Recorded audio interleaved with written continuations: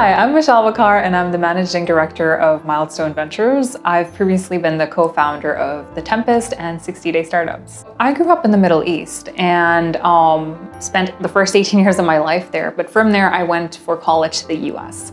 And so I went to a university from there, which was in Dubai, and that's how I came back to the Middle East. And I was kind of in the US and in the UAE.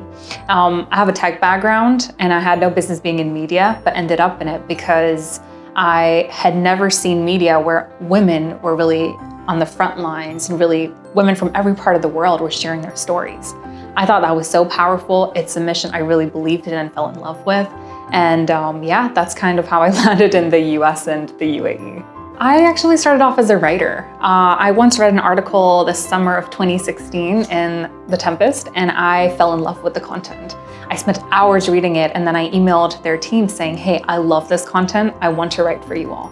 And from there, I started working and joined this fellowship program, became a staff writer, became an editor. 6 months later, the founder and CEO, Leila, asked me to join as a co-founder. And the reason was because I loved the mission of the company so much. And I loved that we were helping get so many voices and important perspectives that typical media companies really miss out on. We were bringing that to the forefront. So 60-Day Startups is an interesting one because it came right after the COVID lockdowns. So this was end of 2020.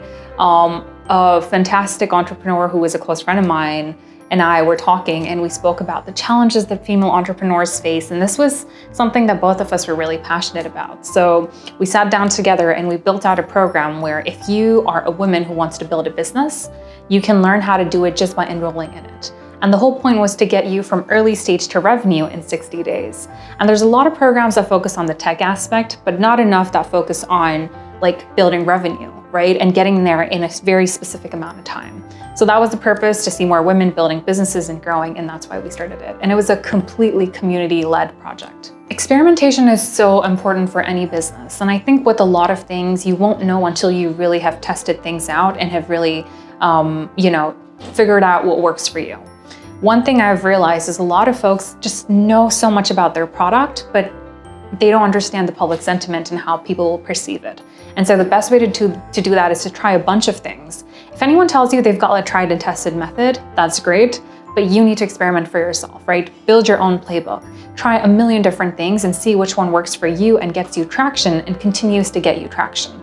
So that's the most important thing. And in terms of working with people, I think there's so much of self-doubt and imposter syndrome that I've seen way more in women as compared to men. And that's one thing that I think sometimes you just need one person to believe in you. So if you are the person who's listening to another founder or someone trying to make it, I think the most important thing is be supportive. Don't be as critical, because there's already a million people that are going to be critical, right? You don't want to be one of those. And I think that's super important. Community building has been at the heart of everything that I've done. I think people don't understand the importance and the impact of it. Like literally every single project, whether it was accessibility projects earlier on, whether it was media projects, or even working with different ventures and different smaller businesses that are growing, community is the heart of your business. And if you can build a solid community and you can continue and sustain that, you've got something very powerful. And I don't think people understand the long-term effects of it, because community is a long-term thing. You can't spend 3 months and just try to build a community. You have to be in it for the long run. But if you can, the results are so incredible. And I think it's been at the heart of everything that I've done and I continue to do. So the one thing that people get wrong about communities is they want to go to big numbers really quickly, right? And I think there's a big problem with that, because you first have to build those one-on-one connections. The one thing I've heard, and I've built countless communities, some we've scaled to hundreds of thousands of people, in some to bigger numbers as well. But the one thing that you have to start with is the one-on-one connections. People there's three main important things with any community: feeling recognized, feeling a safe space, and feeling like people know you and you are recognized, right? And so that only happens when you build that one-on-one connection. And that's the one myth, is people want to get to 1,000 people. Start with 10, start with 20, start with 100, and see how many of those connections you can build. The second is different member-to-member connections, right? You shouldn't be the only one trying to build that bond. Let people in the community connect with each other. That's what builds a strong community, when people start bringing up things, projects, ideas. And that's the other thing, right? People want scale in numbers because it looks nice. I think that's a vanity metric. focus on smaller numbers and just build off of that. Don't be afraid of failure. I think if there's one thing that I have learned over the years, it's that don't feel shame for not succeeding. It's something that I put a lot of pressure on myself for. I felt like I had to succeed and everything had to work out. But you can't always guarantee that, right? And so I think the most important thing is don't be afraid of failure and try, because then you're not gonna have regrets. You know, it's better to have tried and failed than to let your fears hold you back from even trying. And again, perfection is better than done, right? So many people have the same idea and talk about the same idea, but not everyone works at the same pace and not everyone works on making their ideas a reality.